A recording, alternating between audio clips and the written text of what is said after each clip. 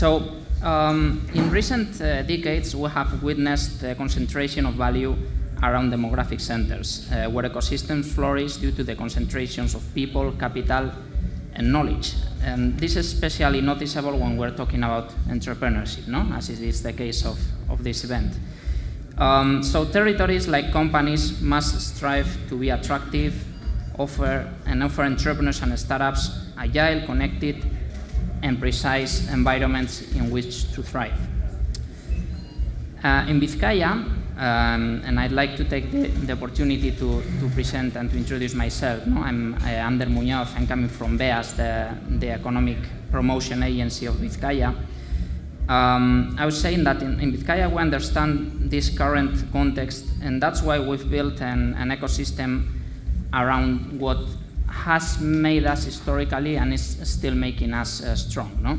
That is having industry as an engine of the economy, is having technology as a lever for competitiveness for continuous growing, and as it is having public instruments as facilitators of private activity throughout the promotion of public-private partnerships, the development of innovative fiscal instruments, and offering also our territory as a kind of open innovation lab. Okay?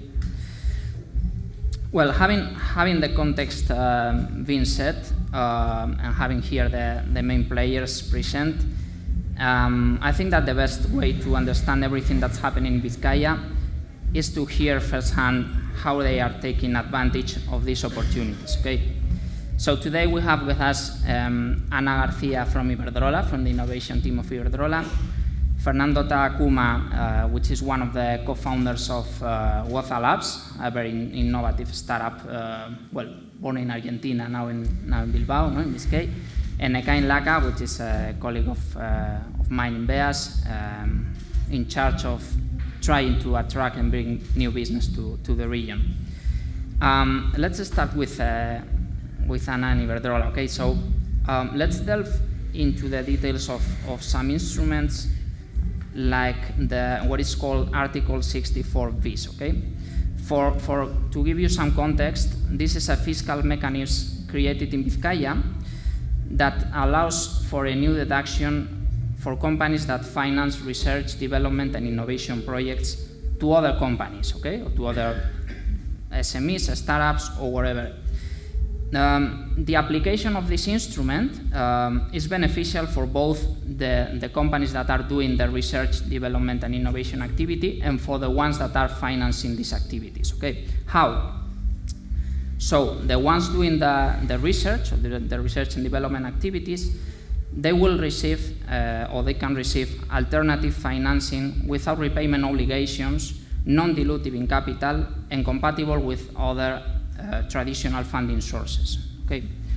While the company that is financing this project will achieve a 20% return without being linked to the success of this research and development and innovation project. Okay? To have some numbers, since the establishment of this instrument in 2019, okay, more than 50 million euros of research, development, and innovation activity in startups has been financed through this instrument. Okay, 50 million euros. One of the major financiers through this instrument, through the 64 bis, is precisely Iberdrola. So I wanted to ask you, Ana, what does a fiscal tool like this one bring to Iberdrola? What effect does it have on your company's collaborative innovation strategy? And lastly, do you think this could be a good way to enhance the innovation of a company's supply chain like Iberdrola's, for example? Yeah, good morning, everyone. I'm so happy to be here in the South Summit. First time as a speaker. I hope I can be again in the coming years. Thank you for inviting Iberdrola to share our experience in the different open innovation initiatives that we have, especially in Vizcaya, and that we use and try to get the most out of them. We have been using the 64 bis mechanism for more than 6 years now. We have analyzed in the past other similar mechanisms like this present in other territories, but we rule them all out because of their complexity and because of the internal procedures that we have to fulfill to do any small operation. So when this mechanism was created, I remember we started to analyze it internally, and we saw it so powerful and at the same time so easy to implement that it gave us, let's say, some kind of respect. But we started using it with these uncertainties and wondering ourselves, would it be real? Would it turn it out well? And it turned out really well. And it is a reality. And the evidence is that we have almost financed almost 20 projects so far. Going to your question, what effect does it have in our innovation strategy? We've never seen this as a mere fiscal tool. We take the opportunity that this mechanism gave us to create a whole program to accelerate the innovation in the energy sector. How? Through the development of products and services that can accelerate the energy transition, that are good for the energy sector and so are good and interesting for Iberdrola.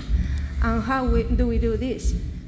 In collaboration with the whole innovation ecosystem that we have in Vizcaya, starting with the public administration that has created a very simple mechanism that gives us support from the very beginning till the end, in the final certification of the projects, and that give us access to new companies that are looking for financing or that have interesting technology that can be beneficial for us that we wouldn't have known otherwise.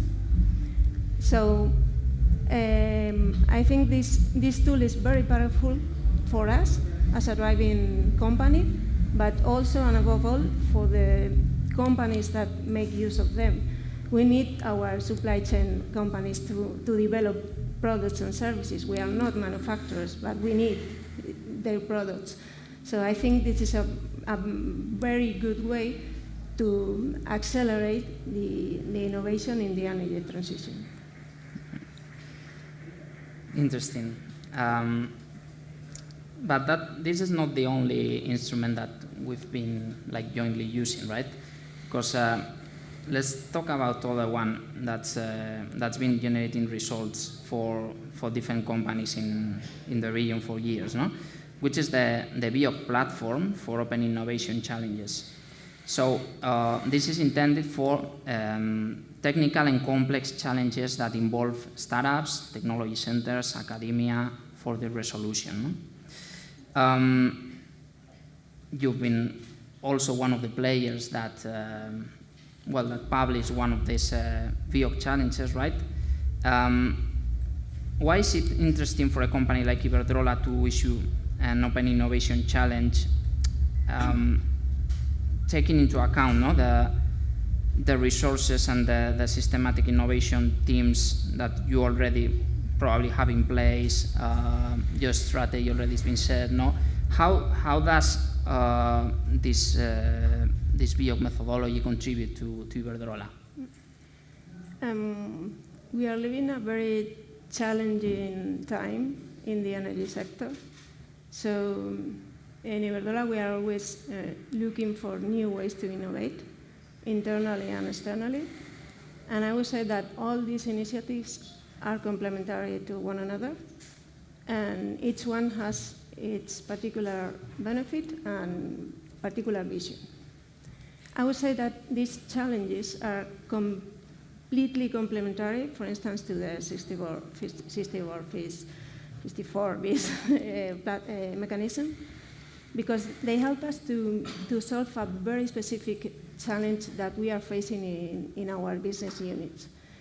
For instance, sometimes you are working in a project for a while, or you are facing a challenge, or you're looking for a solution, and you are stuck, and you are not completely satisfied with the result, or maybe you don't know how to approach it, and you need sometimes external vision.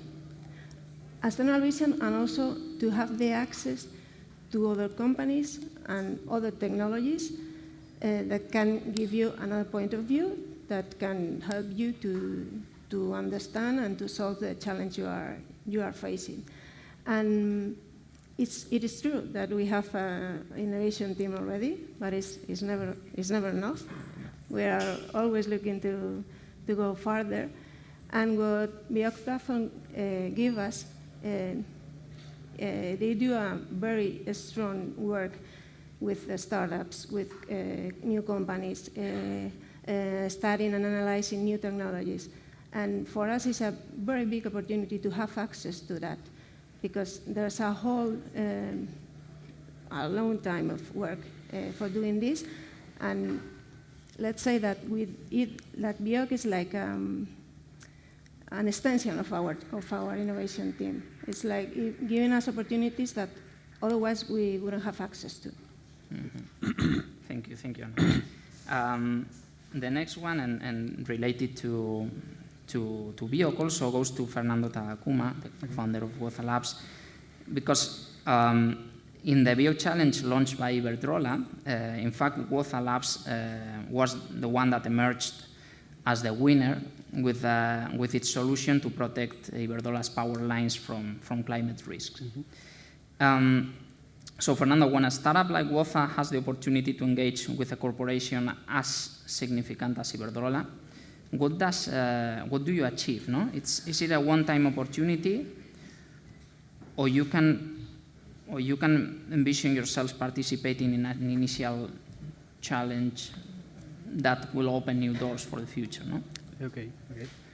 Thank you for having us here today. I'd like to take a few seconds because I think that everyone knows what Iberdrola is and BEAS is, but most people here might not know what Woza is. And Woza is a young startup from Bilbao, founded in 2021, where we develop deep tech for global resilience. And that means that we create technology to help companies achieve their goals on sustainability, face the challenges of climate change and risk. So in this context, we participated in the Bioc Challenge. First of all, because it was Iberdrola that was launching it. So energy was, at that time, a market that we wanted to enter to, and we had no previous experience in. So it was a great opportunity to first be on the radar of a major leader in that sector. And luckily, we won, I think. And that opportunity brought us the chance of collaborating with them for a couple of months. That collaboration opens the door to the technical knowledge and domain expertise, which is excellent for us because we use that as an ingredient to refine our business proposal and product. Also, it opens the opportunity to know key stakeholders in the company and understand firsthand what are the challenges and how this challenge from the innovation challenge lines up with the strategic vision and what they want to achieve in the upcoming years. So all that information is great for a startup like us. And I think that the other benefit we got is the recognition of a major leader, which sends a signal to the market that says, hey, these guys might be doing something innovative that's beyond state of the art. You should take a look at what they are doing. In the case of Iberdrola, I think that what they got this time in particular is a platform that lets them know how climate change will affect the power lines, the high tension power lines, the existing infrastructure and the future ones that they are planning. But in general, I think that they use this kind of opportunities to test the waters first. But what they are actually looking is strategic partners to answer the strategic goals they have.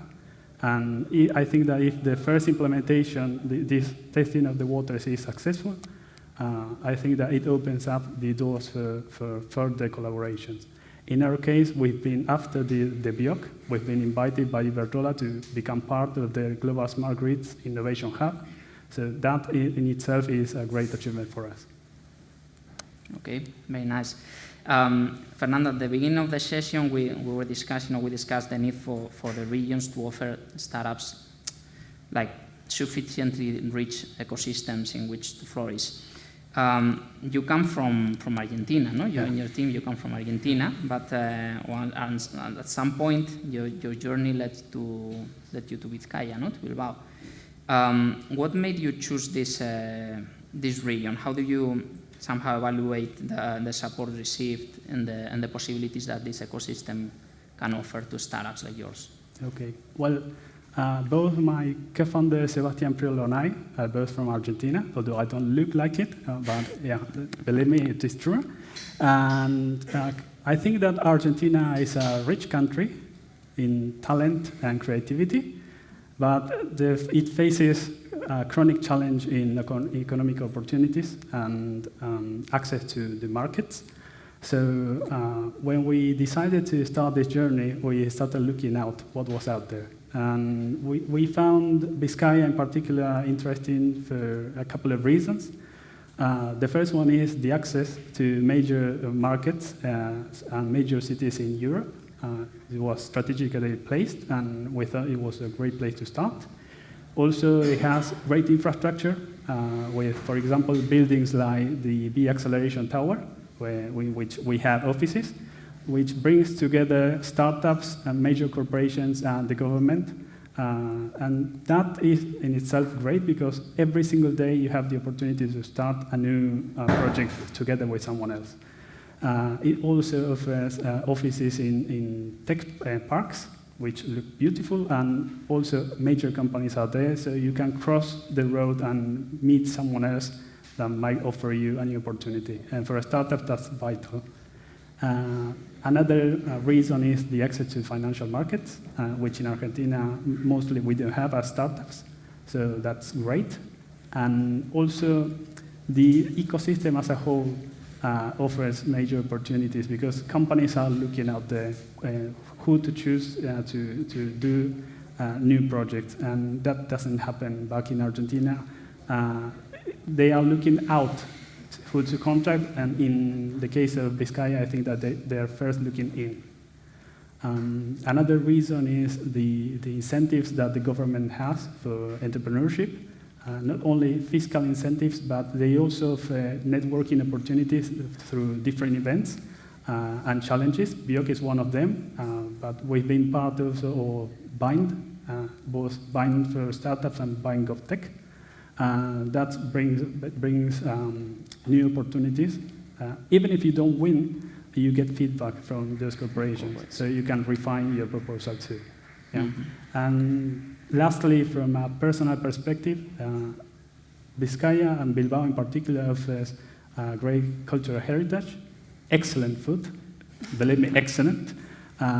It has great access to anywhere you want to go, beautiful landscapes, and we share a common language, so it was easier for my family to accommodate there. And we've always felt welcomed by the people there.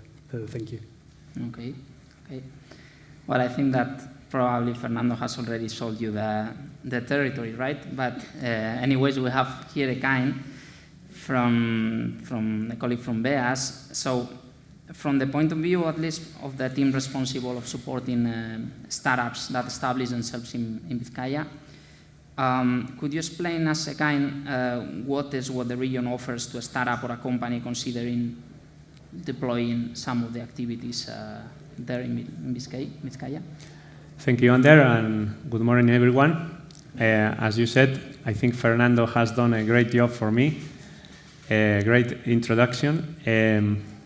From our side, as a public government, I would say that our focus first is to support the regional ecosystem, as Iberdrola, WOSA, and many other startups, corporates that we have.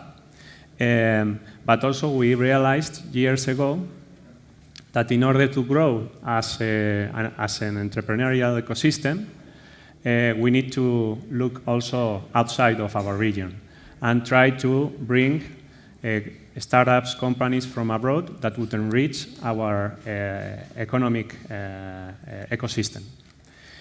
So for that purpose, we start building a strategy to focus on the attraction of those startups and companies. And our focus as a region is, as we are in Spain, the north of Spain, our focus is was companies from outside the European Union or from other parts of Europe willing to access or expand in the Spanish market or the European Union market. We thought that that was our, or should be our focus. And also the second idea is that we consider that we shouldn't only think about a specific program or a specific tool. We thought that we need to come up with a branch of different and diverse variety of tools in order to be the region that was the location of startups. No? That was our point. And apart from that, I would focus on, first on explaining the advantages and then the type of soft landing services that we give. No? From the advantages point of view, I think that you have already somehow mentioned, it's important that you know that we have our own taxation system in Biscay. It's different from Spain because our ancient government and institutions. Basically, what we do is we collect our own taxes and we set up our own taxation system together with, obviously, with the Spanish government. But that gives us the chance to adapt this system to the purposes that we wanted to focus on. And for us, the focus was, okay, we want to support startups, companies that are highly investors in R&D, in innovation. That should be our focus. So we try to adapt our system for that. So we develop deductions on the corporate tax, much more strong than the ones that we have in Spain. And also for example, I'm not going too deep on that side, but from the personal tax, income tax, I would say, we also try to adapt this system to support the attraction of talent, of foreign talent. So we have also a specific and very strong deductions to support talent, professionals coming from abroad to live in Biscay, to develop their entrepreneurial projects or to work in companies from Biscay. And that's from the taxation point of view. As I said, we can go very deep, and later on we can chat if you want, if you are interested on that. Apart from that, as a region, we are in an industrial region. Compared to the rest of Spain, I would say is one of the main industrial hubs. So I think we see that as an asset. I mean, we love industry and we like to support them. And I think we are especially interested for those companies that need also industry as a customer or as a supplier to develop their projects. And apart from the industry and the companies, we have also technology capabilities, technology centers, which work in a highly diverse variety of sectors. No? I would say not only, obviously, the innovation centers, but also the industry. We are strong in energy, and mobility sector, advanced manufacturing, food tech, bioscience. We try to focus on them. And finally, I would say, in this part of the explanation, it's also important to highlight the high level of quality of life, as Fernando has explained. Also, we are one of the regions with the highest rent per capita. It's very important also the safety, the security in our region. We have very low rates of crime. Public transport, if you would be in Bilbao, you can walk everywhere. There is quality public transport for all the the region. So we have highly invested on that also, because for us it's strategic. That's the part of which advantages has our region. But as a public administration, obviously, we don't stop on that. I mean, on promoting those advantages. We also try to develop the soft landing services that would make that projects like WOSA would soft land in our region.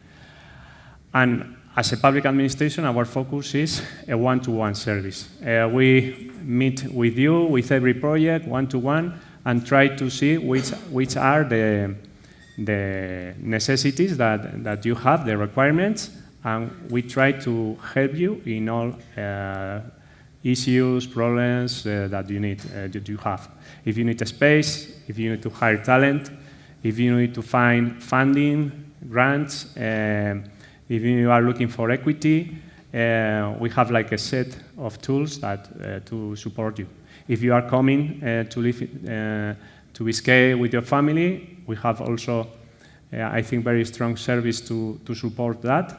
I think that this is very specific from our region. So our focus is not only to bring the companies, but also the people. So we try to support both sides of the project.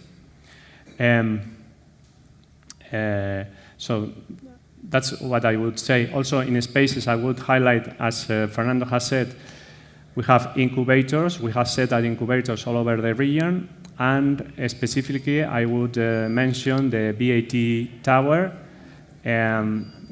because it's like our flagship project regarding entrepreneurship, looking together in the same place, not only startups, but also corporates, technology centers, universities, in a philosophy of open innovation. No?